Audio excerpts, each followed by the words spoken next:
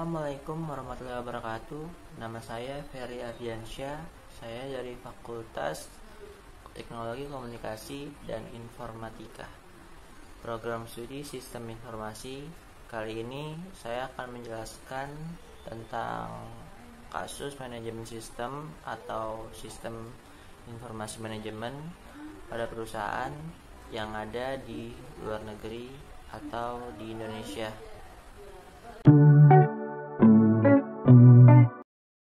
Jadi kali ini saya akan menjelaskan tentang kasus sistem informasi manajemen pada perusahaan PT Unilever, salah satu perusahaan yang memanfaatkan teknologi yaitu PT Unilever Terbuka.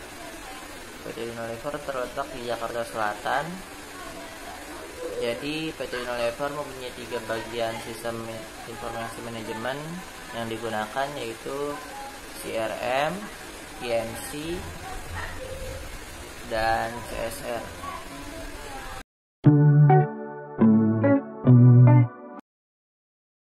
Ya, seperti yang saya tadi sebutkan, jadi PT Unilever itu mempunyai 3 bagian sistem informasi manajemen, yaitu CRM atau Customer Relationship Management, yaitu merupakan satu jenis manajemen yang secara khusus membahas mengenai penanganan hubungan antara perusahaan dengan pelanggannya.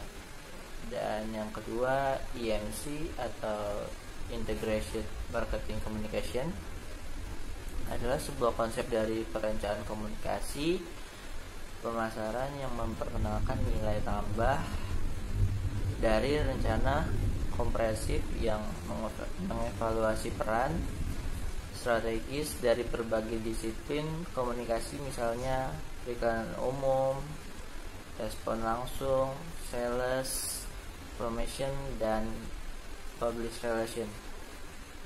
Dan yang ketiga, CSR atau Corporate Social Responsibility, secara harfiah adalah respon sosial atau tanggung jawab sosial terhadap lingkungan sekitar yang dilakukan oleh sebuah perusahaan dalam bentuk berbagai kegiatan.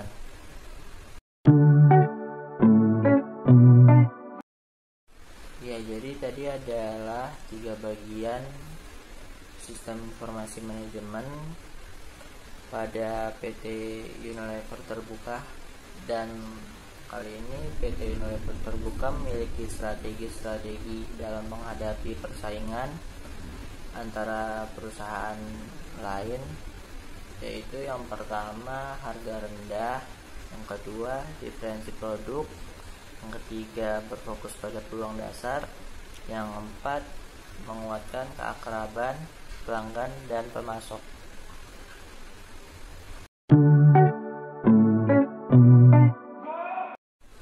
PT Unilever juga mempunyai strategi promosi, yaitu adalah periklanan, promosi penjualan, hubungan masyarakat dan publisitas, dan penjualan secara pribadi.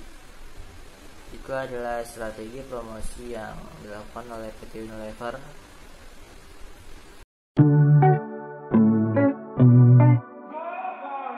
Sedikit sejarah tentang perusahaan PT Unilever Terbuka.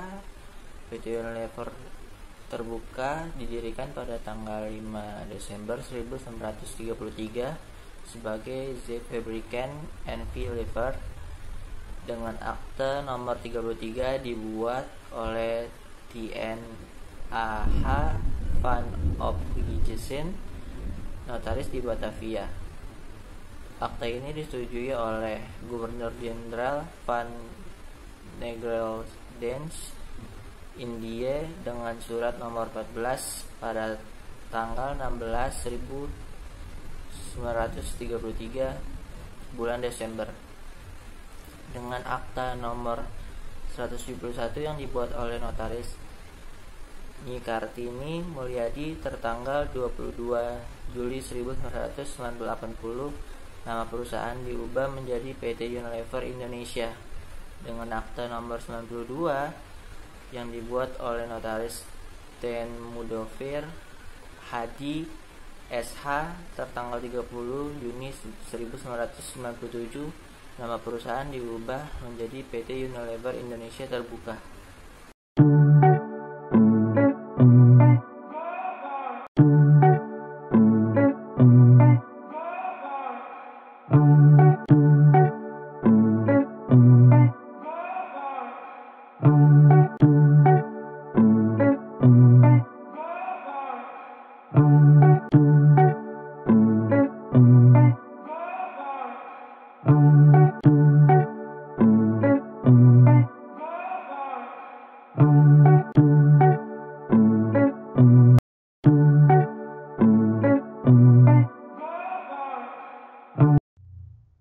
Kali ini saya akan menjelaskan tentang visi, misi, dan tujuan perusahaan Unilever Terbuka.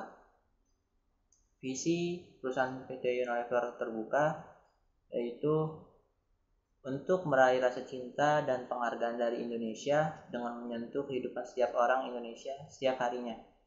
Dan misi dari perusahaan PT Unilever Terbuka yaitu kami bekerja untuk menciptakan masa depan yang lebih baik setiap hari. Kami membantu konsumen merasa nyaman, berpenampilan baik, dan lebih menikmati hidup melalui brand dan layanan yang baik bagi mereka dan orang lain. Kami menginspirasi masyarakat untuk melakukan langkah kecil setiap harinya yang bila digabungkan bisa mewujudkan perubahan besar bagi dunia. Kami senantiasa mengembangkan cara baru dalam berbisnis, memungkinkan kami tumbuh 2 kali lipat tanpa mengurangi dampak terhadap lingkungan dan meningkatkan dampak sosial.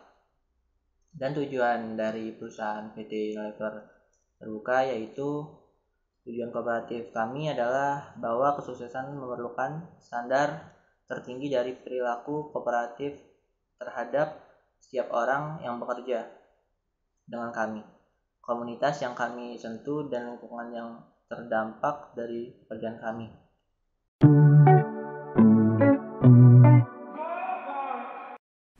Dan kali ini saya akan menjelaskan tentang hambatan yang dialami oleh perusahaan Unilever Terbuka.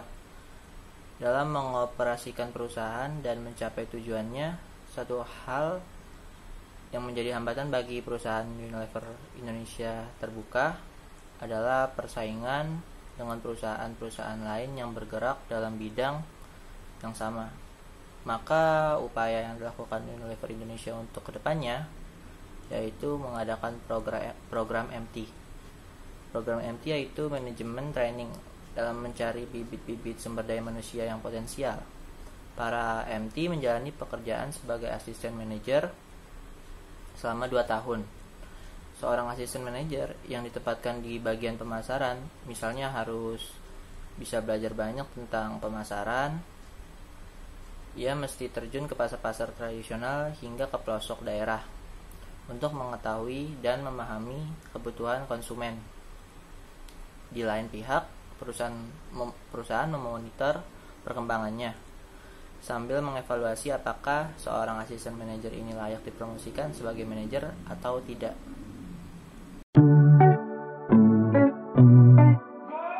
Dan terakhir saya akan membahas tentang perusahaan Unilever Indonesia. Sejak didirikan pada 5 Desember 1933, Unilever Indonesia telah tumbuh menjadi salah satu perusahaan terdepan untuk produk home and personal care serta food and ice cream di Indonesia. Rangkaian produk Unilever Indonesia mencakup brand-brand ternama yang disukai di dunia seperti Pepsodent, Lux, Lifebuoy, Dove, Sunsilk, Clear, Rexona, Vaseline, dan masih banyak lainnya.